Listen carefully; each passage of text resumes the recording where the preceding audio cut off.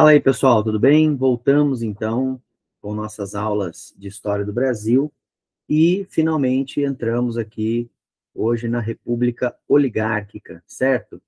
Então, nós vimos nas aulas passadas a República da Espada, aquele período inicial em que o Exército comanda a República Brasileira, e depois do Floriano Peixoto, finalmente, o poder foi para a mão destes senhores, de uma forma geral, que aparecem aí, os fazendeiros, né? Então, eles que estavam querendo muito o poder, agora finalmente conseguiram. E o primeiro presidente da República Oligárquica, primeiro presidente civil, né, na verdade, é o Prudente de Moraes, que vai governar de 1894 a 1898. Ele é paulista e tem como primeira tarefa do seu governo pacificar a Revolução Federalista, resolver ali as últimas pendências, prender acusados, perdoar os inocentados, né? Então, uma série de providências que precisavam ser tomadas e que ele vai ter que fazer, né? Então, em agosto de 1895, como você está vendo aí, ele concede anistia aos líderes da revolta federalista. E a grande questão agora vai ser o seguinte: o Prudente de Moraes tem muita oposição nesse momento. Por quê? Olha como a República Brasileira, né, já começa toda instável. Porque eu tenho, de um lado, os florianistas, que tinham insatisfação com esse governo civil, achavam que os militares tinham que ficar mais tempo no poder, né, para que a República, até a República estar segura, né, que se tornasse estável. E, por outro lado, eu tenho o Partido Republicano Federal, né, como você vê no slide aí, com uma insatisfação com a crise financeira e a brandura com os militares. Então, que militares? Os que combateram a Revolução Federalista. Como o Prudente Moraes é civil, na verdade, de uma forma ou de outra, ele pertence à galera lá do Partido Federalista, né, que se revoltou contra o Floriano Peixoto. Não ele propriamente, mas ele representa esse grupo. E aí, como ele representa esse grupo, ele perdoou os líderes da revolta. Aí ele irrita os militares, que acham que ele devia puni-los. Afinal de contas, os militares participaram do combate à revolta federalista, né? Por sua vez, os civis cobram que ele puna mais severamente os militares. Então, assim, todo mundo está cobrando do Prudente de Moraes que tome providências em relação a outro grupo. Por isso, essa pacificação aí vai ser bem difícil para ele. Claro, né, já vai se apresentar como o primeiro grande desafio dele nesse governo. Bem, como eu falei para vocês também na aula passada, alguém ia ter que pagar o preço do emissionismo lá do encilhamento. E quem vai pagar? O Prudente de Moraes. Então, nós temos aí, olha, o problema herdado, né, do encilhamento do Deodoro, que foi agravado pelo governo Floriano, que continuou emitindo dinheiro, e agora é o Prudente de Moraes que vai segurar o tranco aí. Num contexto de crise do café, para piorar as coisas. Então, nós temos, a partir de 1896, alguma concorrência internacional surgindo aí na produção de café, e o Prudente de Moraes vai ter de lidar com isso. Vai ficar complicado o cenário econômico brasileiro, que pode piorar? Vai piorar. Olha lá, inflação e aumento do custo de vida. Então, nós saímos do governo de um Floriano Peixoto, que com medidas popularizantes, inclusive proporcionou ali a redução do preço dos alimentos, de algumas áreas e tal, e o Prudente de Moraes segura a bucha agora do aumento do preço dos alimentos, do aumento do custo de vida. Ou seja, os efeitos indesejáveis do emissionismo estouram nas mãos dele, tá? Cenário do governo em déficit crescente, desvalorização do dinheiro, já falamos da inflação, e a diminuição das rendas públicas. Então, um governo bem complicado, que dá muito cartaz para os militares que vão ficar falando, olha, quando os militares estavam no poder, não era assim e tal. Mas é claro que eles estão escondendo o fato de que no governo do Deodoro e do Floriano houve o emissionismo, e o Prudente Moraes é o cara que vai ter que dar uma segurada nesse emissionismo, né? Bom, não bastando isso, meus amigos, nós temos aqui a primeira crise social do campo, então nós chamamos de, nós vamos dizer que o período republicano tem revoltas do campo, nós chamamos de revoltas sociais do campo, e temos as revoltas urbanas. A cada presidente eu vou apresentando essas revoltas já no momento em que aconteceram. Então, o primeiro movimento que acontece aí no governo do Prudente de Moraes é a revolta de Canudos, tá? Só, né? Uma das maiores guerras que vão estourar no sertão aí, no período estoura no governo do Prudente de Moraes. Então, eu tenho uma foto aqui da igreja que foi construída no centro de Canudos, e agora nós vamos ver a história, então, de Canudos, que é o que sobrou, na verdade, além de algumas outras ruínas, depois do ataque que Canudos sofreu. Então, olha que interessante aí, né? Nós temos um contexto no sertão baiano, né? Um contexto de miséria, tá? Miséria, seca, né? Injustiça social, nós temos os sertanejos, trabalhadores do campo, no sertão, passando por diversas agruras, por diversos problemas, inclusive a fome, que é o motor de vários dos problemas, né? E também temos como pano de fundo o coronelismo, dentro de um contexto de seca, de falta de recursos e de falta, inclusive, de ação do governo, os coronéis acabavam ocupando esses lugares, oferecendo empregos para os sertanejos, o sustento, né? Por pior que fosse a condição desses trabalhos, né, geralmente humilhantes e tal, era o que o sertanejo tinha, né, o sertanejo habitante do sertão aí, não é cantor de música sertaneja não, tá? Bom, e aí que personagens nós temos nesse sertão da Bahia, onde Canudos vai acontecer? Então nós temos os jagunços, que são os capangas, são os soldados, digamos assim, né, sustentados pelos coronéis fazendeiros, eles que exercem a força, fazem a vigilância das fazendas, né, ameaçam as pessoas. Temos os sertanejos, de quem eu já falei, que é o povo, então, sofrido ali, né, do sertão, que trabalha, geralmente para os coronéis.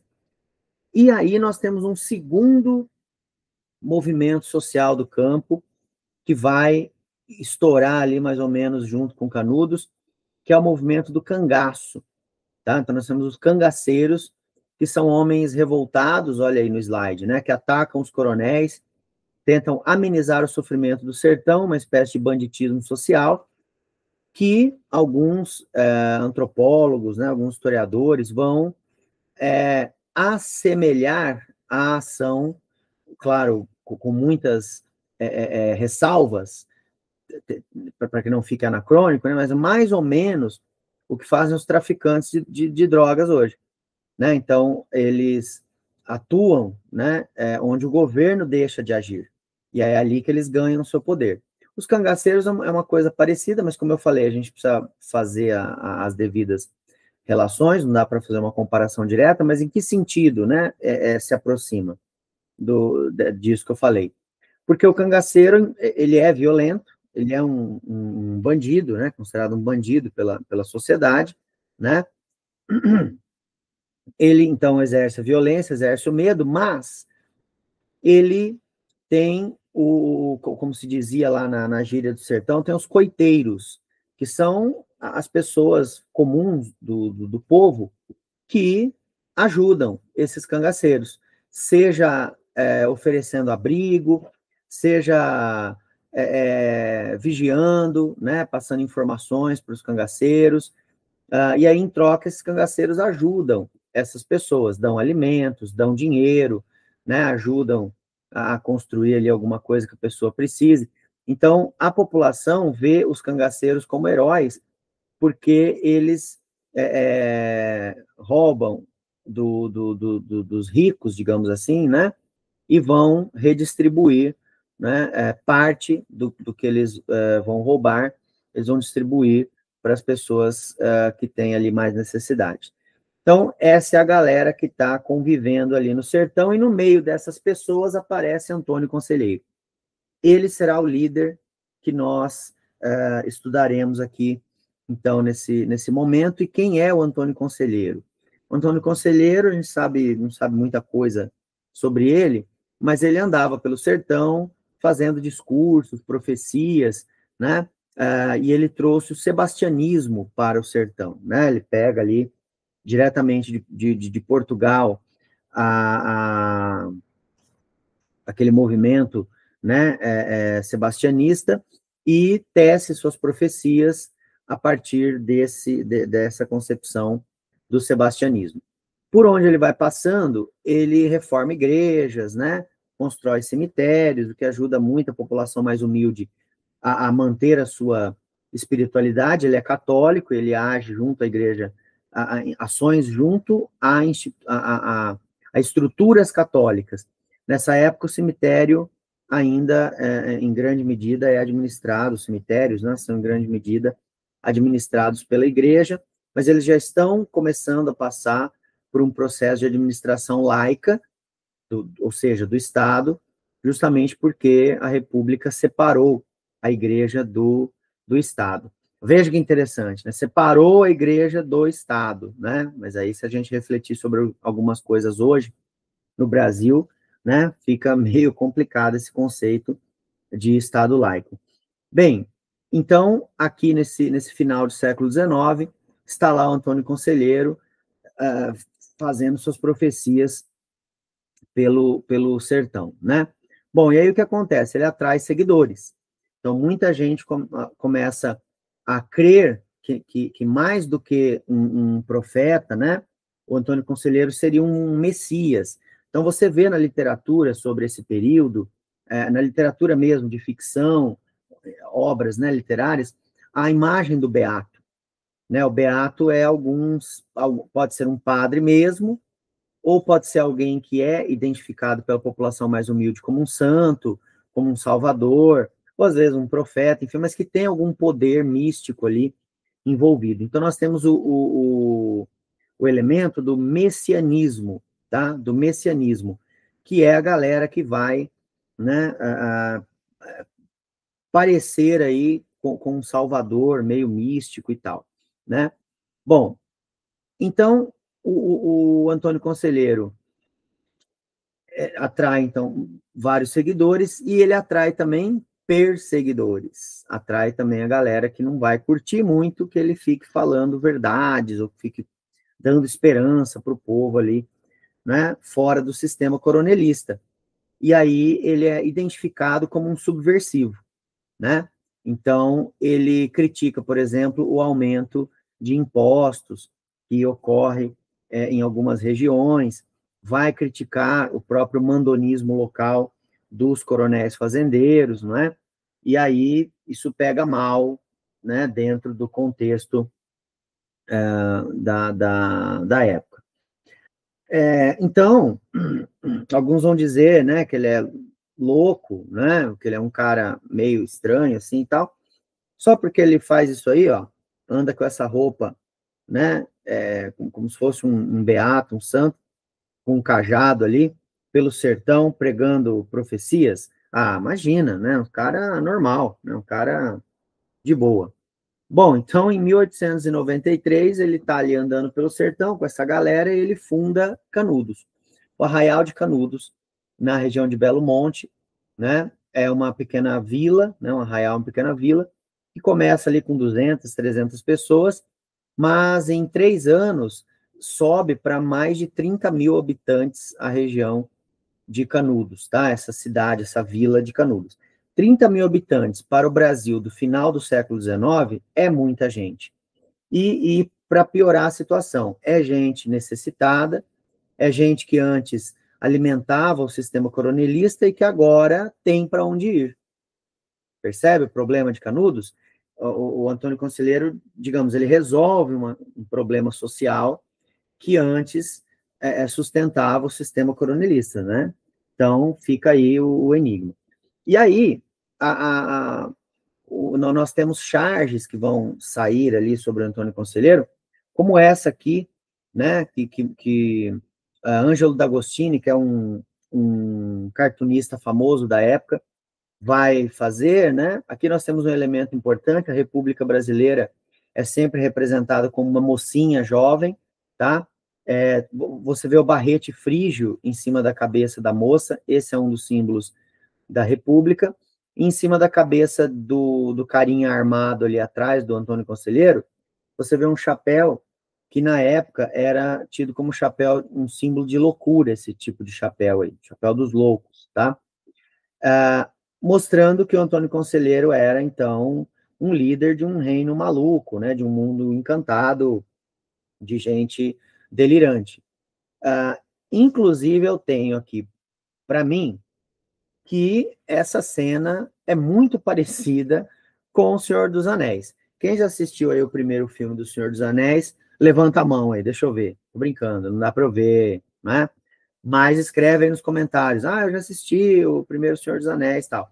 Vê se não é igual quando Gandalf tá lá, né? Para impedir que o Balrog atravesse a ponte que acessa, né, a saída das minas dos anões, né?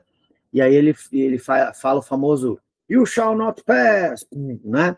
Olha aí, tá igual. Eu acho que o Gandalf foi baseado aqui nesse desenho do Ângelo D'Agostini, né? Olha lá, ele diz aqui embaixo, até tomando ares de dizer à República, né? Alto lá, daqui não passarás. Olha, isso é o Gandalf falando para o Balrog. Só que ao invés do Balrog, que é um demônio do antigo e tal, nós temos a mocinha da República, né? A personificação da República como uma mocinha. E por que ela é uma mocinha?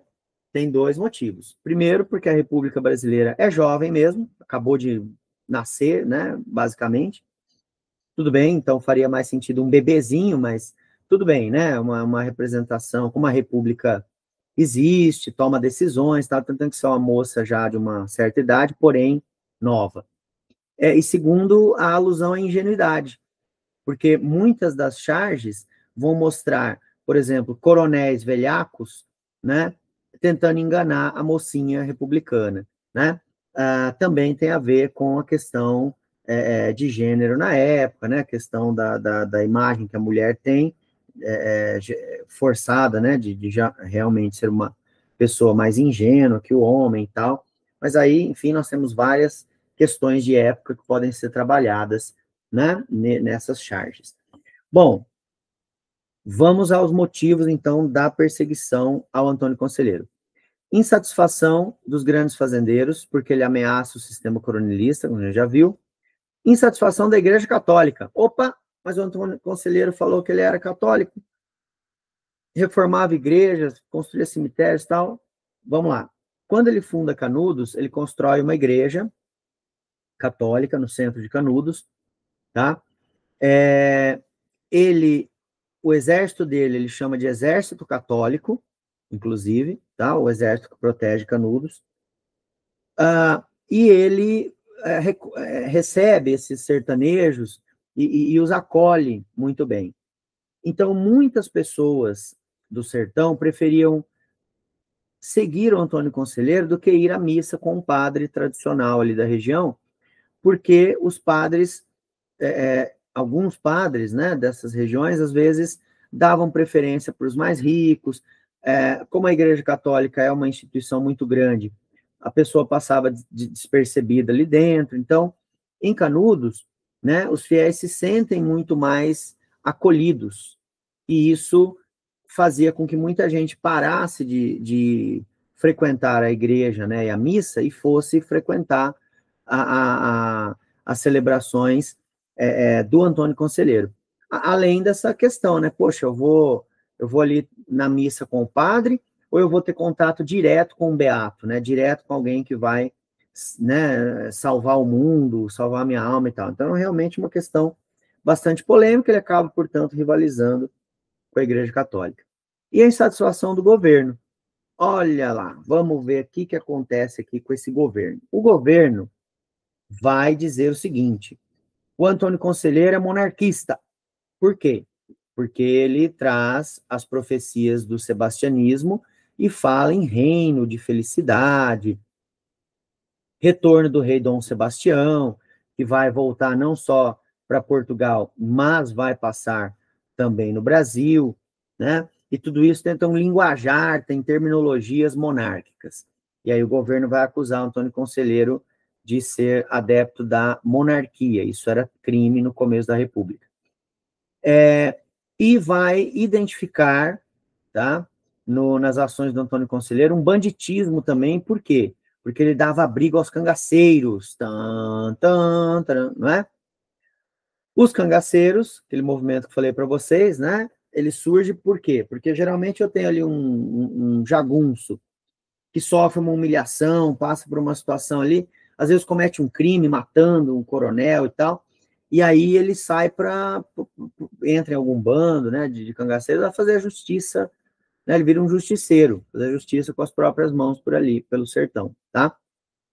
E esses caras também se identificam com o Antônio Conselheiro, quer dizer, eles também acham que o Antônio Conselheiro é um beato, e eles vão segui-lo, tá? Então os cangaceiros tinham um respeito ali pelo Antônio Conselheiro e fazem um acordo. Então Canudos serve de abrigo para eles, abastece os cangaceiros, né? Serve de pouso, enfim, então há toda uma relação, porque em troca da ajuda da estrutura de Canudos, os cangaceiros ajudam a proteger a vila. Então, né, uma relação que geralmente os cangaceiros estabeleciam com fazendeiros também e tal, às vezes o fazendeiro pagava para os cangaceiros garantirem a proteção da fazenda, que na verdade era proteção muitas vezes contra eles mesmos, né? Era um tipo de extorsão ali, mas enfim. Agora, será que é isso mesmo que está incomodando o governo brasileiro? Será que é isso? Não é, né, galera? Não é.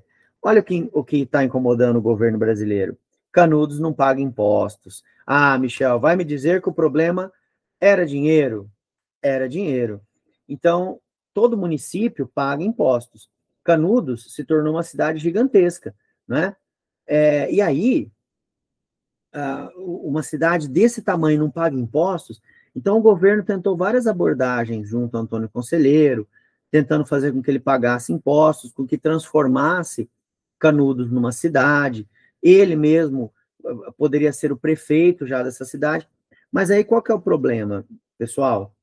Se ele entrasse nesse lance, Canudos ia deixar de ser, por exemplo, uma comunidade igualitária, como há registros, né? Então, a ideia de que em Canudos não se pagava impostos, as pessoas doavam, né, o que tinham para um cofre coletivo, que isso ajudava a sustentar as diversas necessidades da cidade. Todo mundo trabalhava, todo mundo colhia, todo mundo construía, e trocavam, né? Então, serviços e tal. Se Canudos se transformasse numa cidade, aí não ia dar mais para manter esse sistema igualitário, porque daí ia ter que gerar renda para poder, né, pagar os impostos, e aí o sistema do Antônio Conselheiro desandava. Além do que, o que o Antônio Conselheiro pensa? Falou, pô, eu construí Canudos do nada. A galera que construiu do nada comigo. Aí eu vou agora deixar o governo entrar aqui, sendo que até hoje eles não deram nada para essa galera. Então, assim, há uma questão também de uma ausência do governo que existia até agora e que o Antônio Conselheiro não quer a ele. Mas, pessoal, aí é que está o problema. Então, o governo, após várias tentativas, viu que o Antônio Conselheiro não ia mesmo se entregar, não ia transformar a cidade no município. Então, o governo brasileiro faz uma armadilha para o Antônio Conselheiro, criando ali uma situação, né, na cidade de Juazeiro, onde Antônio Conselheiro havia comprado uma carga de madeira, uma carga de tábuas, né? Ele pagou, né? Canudos pagou pela encomenda e não recebeu. E aí o Antônio Conselheiro foi lá buscar, né, já com uma certa dose ali de ameaça, né, porque ele sentiu que ia ser passado para trás, mas era isso que o governo queria. Ao anunciar a ameaça, né, de invadir a cidade, se ele não recebesse a madeira, o governo teve a desculpa para agir. Então, nós temos ali o governador da Bahia, olha, que manda 100 soldados para combater Canudos, no fim, fracassou totalmente essa primeira iniciativa, e aí são necessárias mais 3 campanhas, daí realmente campanhas oficiais, culminando no dia 5 de outubro de 1897, né, com um total de 15 mil soldados na última campanha, que daí sim, né, vai pôr fim a Canudos e vai levar, né, a morte do Antônio Conselheiro. Aí vocês têm a foto, né, dele, uma foto famosa, e assim acabou o movimento de Canudos, tá? Governo do Prudente Moraes termina também com uma forma mais ou menos complicada ali, né?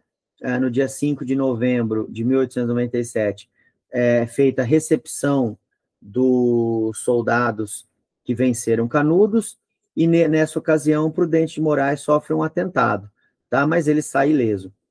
Os jornais, na época, criaram uma piada, né, que vocês provavelmente vão achar sem graça, mas eles falam que o presidente tem que ser muito prudente, entendeu? Que é Prudente Moraes, prudência, né? Mas, claro, tem um monte de coisa acontecendo aí no governo dele. E, por segurança, devido a esse atentado, ele decreta um estado de sítio que vai durar até fevereiro do ano seguinte, ali, né, 1898, momento em que já ocorrem as novas eleições, tá? Existe uma cidade hoje chamada Presidente Prudente, que é em homenagem a esse presidente. Beleza, galera? Vimos, então, o primeiro presidente civil da República Oligárquica Paulista, e aí, na sequência, é eleito outro paulista, que inclusive é de Campinas, cidade de Campinas, aqui, interior de São Paulo, né? A cidade a qual pertenço, olha que bacana. Campos Sales, de 1898 a 1902. Qual que é o lance dele? Ele vai terminar de ajustar a economia que o Prudente de Moraes combateu, tentou lidar, né? Ele vai fazer o chamado funding loan, tá? Que é um ajuste de empréstimo, um empréstimo de ajuste, tá? Com algumas, na verdade, é uma grande renegociação da dívida externa que ele vai fazer, e aí o governo dele vai ser uma maravilha, né? O que é a vida? Uma maravilha, né? Vai ser uma maravilha. Por quê? Olha lá, suspensão do pagamento de juros da dívida externa por 3 anos, olha que bacana. Então, no governo dele não vai pagar nada. Quem vai pagar é o próximo presidente, né? Mas, enfim. Novo empréstimo amortizado em parcelas junto com a dívida antiga. Então, além de renegociar a dívida antiga, ele ainda pega um novo empréstimo, vai fazer um pacotão ali, fazer um reparcelamento, a gente vai ver de quantas vezes, e sucesso, né? Vai governar como se não houvesse amanhã. 13 anos para o Brasil iniciar a amortização desse empréstimo, né? E 63 anos para pagar. Olha que bacana esse Campos Sales. Maroto, né? Maroto. Então, como ele vai trazer, né, um empréstimo dessa magnitude para o Brasil, ele acaba proporcionando uma condição melhor, mais confortável internamente. Mas isso é relativo, né? Porque é uma solução cara. Na verdade, ele endividou mais o Brasil, mas amenizou a sensação, porque aí diluiu, né, ao longo de 63 anos o pagamento. Mas isso também não foi tão tranquilo, porque olha o que o Brasil vai ter que dar em garantia desse empréstimo.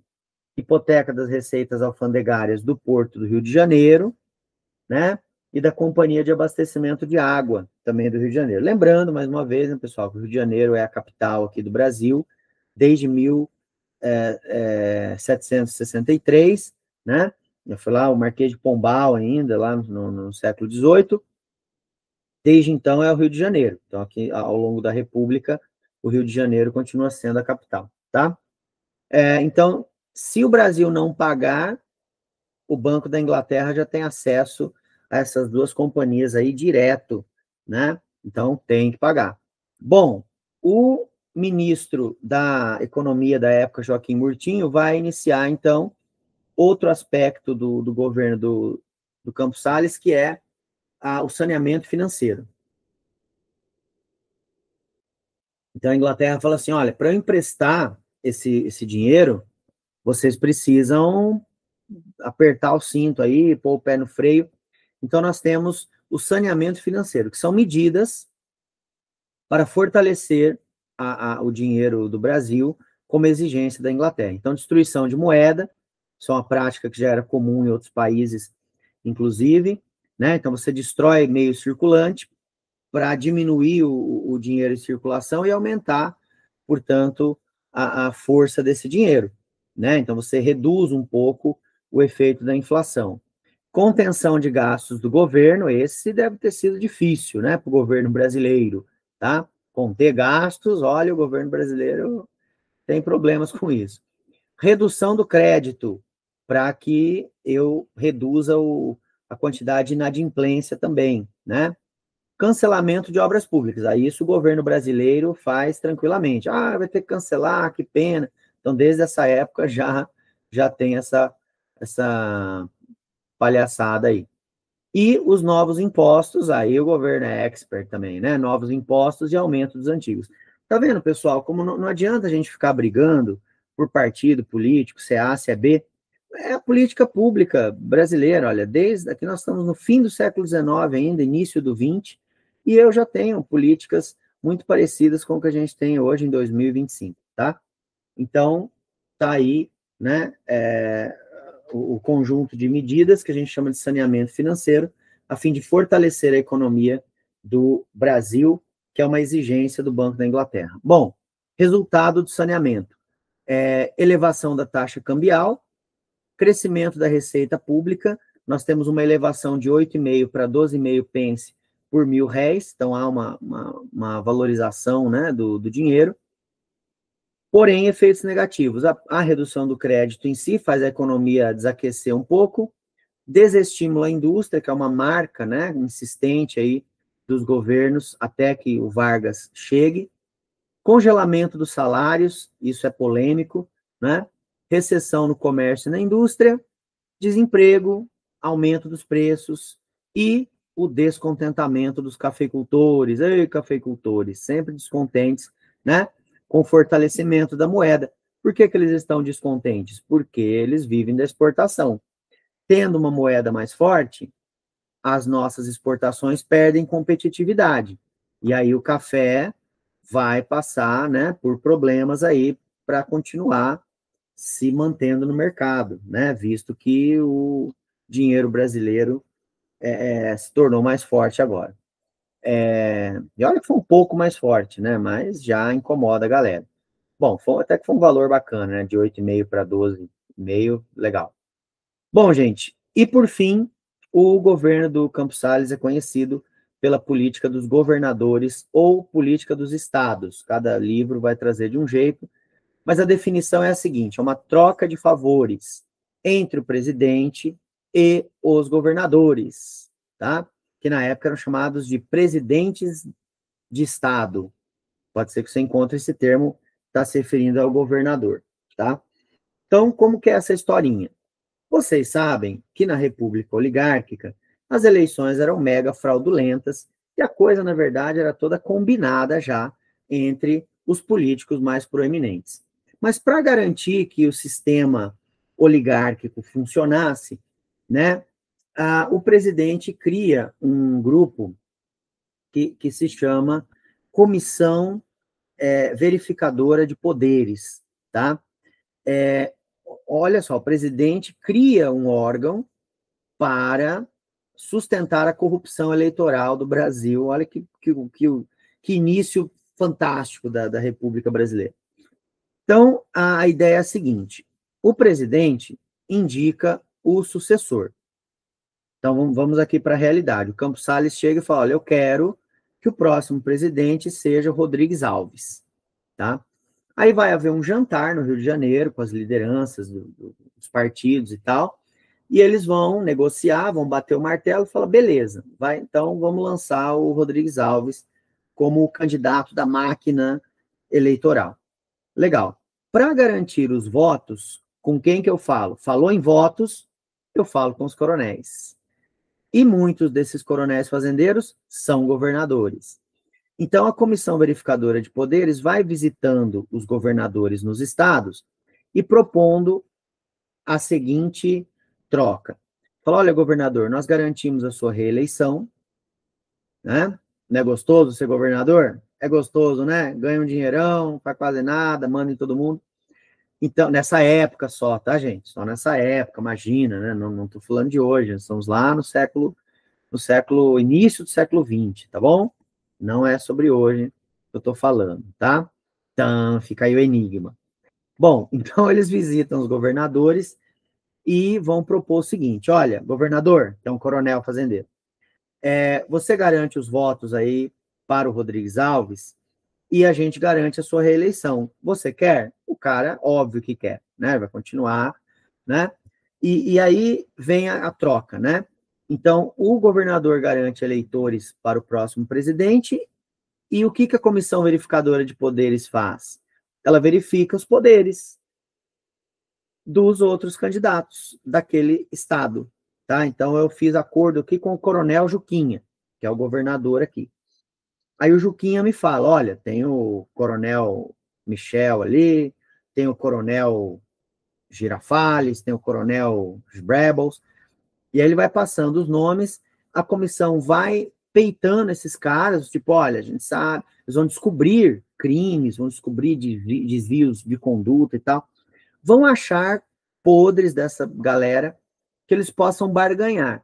Então é o seguinte, olha, vamos supor que o coronel Brebels lá, né, vamos supor que ele matou alguém, tá? Aí a comissão verificadora vai falar, olha, nós sabemos que você tem um crime aí e tal, se você entregar o seu diploma eleitoral, ou seja, se você desistir da eleição para governador, a gente fica quieto aqui, sucesso, tá? Ninguém sai machucado aqui dessa história, né?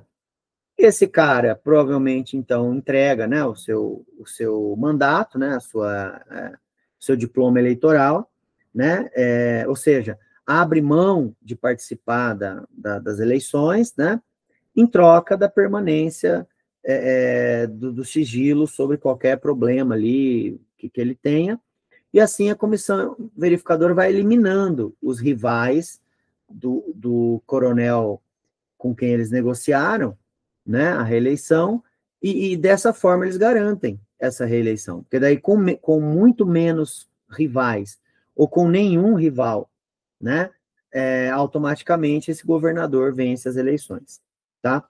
O que a política dos governadores traz de ruim para o Brasil?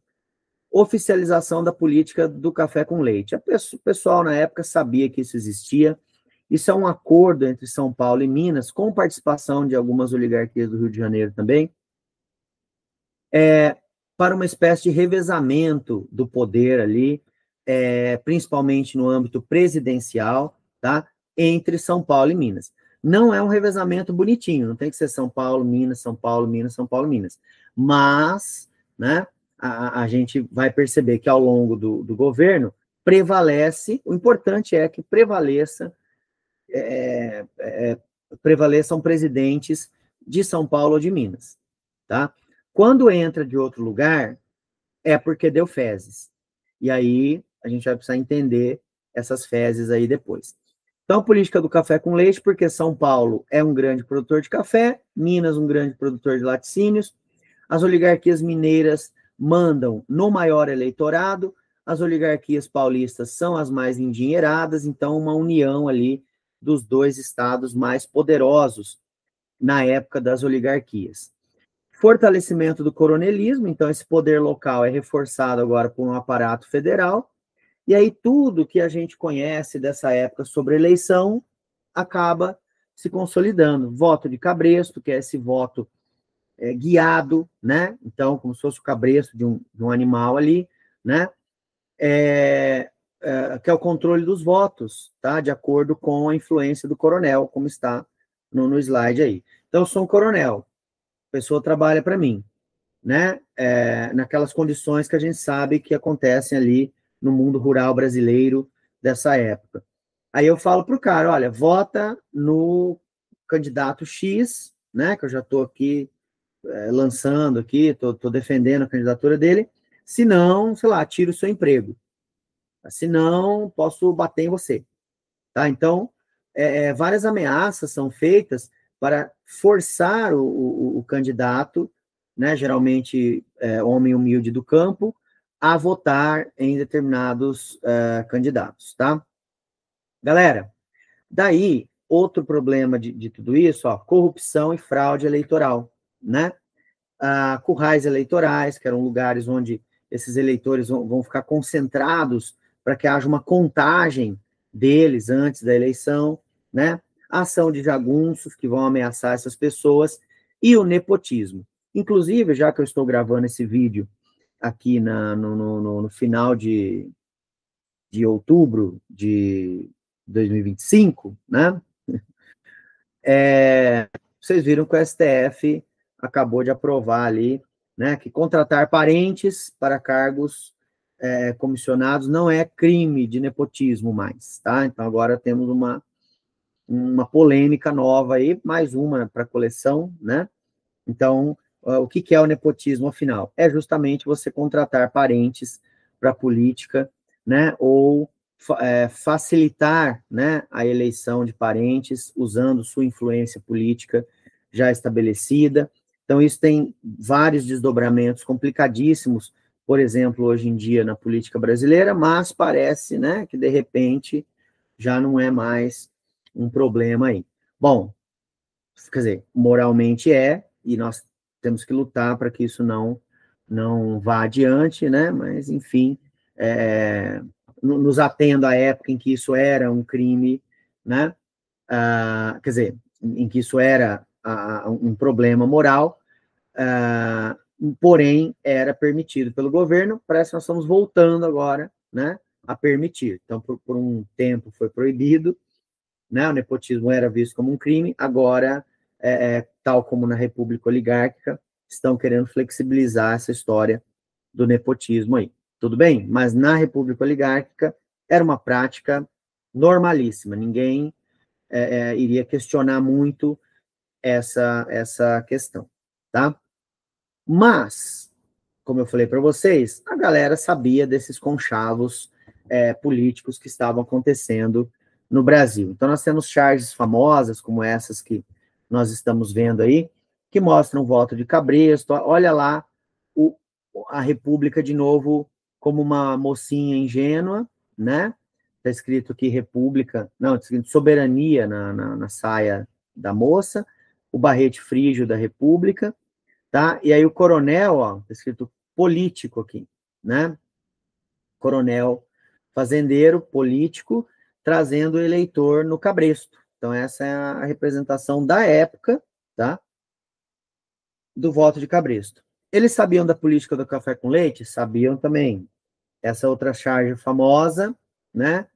Mostra, em 1917, mostra uma senhora, né, escrevendo São Paulo, Minas, São Paulo, Minas, São Paulo, Minas, e aí um cara olhando para isso, né, e dizendo o seguinte: pelas estatísticas e pelas atuais intenções,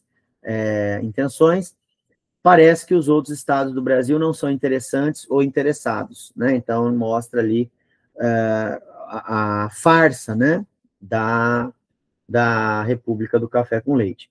E aqui embaixo o voto fantasma, né? Então, quando uma pessoa falecia, era muito comum que os coronéis comprassem os documentos pessoais da pessoa para colocar várias pessoas repetidas vezes na fila do voto, né? Com documentos de quem já não estava mais entre os vivos, né? Então, aqui um monte de caveirinha, né? Com voto na mão, mostrando justamente essa ideia do voto fantasma, tá? Voto a partir de documentos de falecidos, tá? Então, uma série de questões. Mas, Michel, como que isso era permitido, né, nessa época? Então, primeiro, a gente tem esse poder dos coronéis, que é muito grande, né, essa influência bastante complicada, que gera problemas, né, heranças terríveis para o Brasil até hoje, né, essa naturalidade com que muitos políticos eventualmente cometam crimes, né, supostos crimes, com que supostamente cometam atos de corrupção, né, essa naturalidade vem do coronelismo, tá? Então, o político brasileiro ocupa um lugar de coronel fazendeiro. E aqui um elemento da época também, o voto é aberto, tá? Então, você vai saber, né, todo mundo vai saber em quem a pessoa votou, tá? Porque o voto é aberto, ele não é secreto como ocorre atualmente, tá? Tudo isso, portanto, é fruto da política dos governadores do Campos Salles, certo? Pessoal, eu vou parando por aqui nessa aula, mas aqui no slide já fica uma dica do que nós vamos ver na próxima aula. Nós vamos ver mais 2 presidentes que são o Rodrigues Alves e o Afonso Pena, tá? Então, acho que a estrutura da República Oligárquica foi passada nessa aula, e aí nós vamos ver mais alguns episódios importantes, então, na nossa próxima aula. Tudo bem? Muito obrigado pela atenção, obrigado pela paciência aí. Nos falamos, então, até a próxima. Valeu!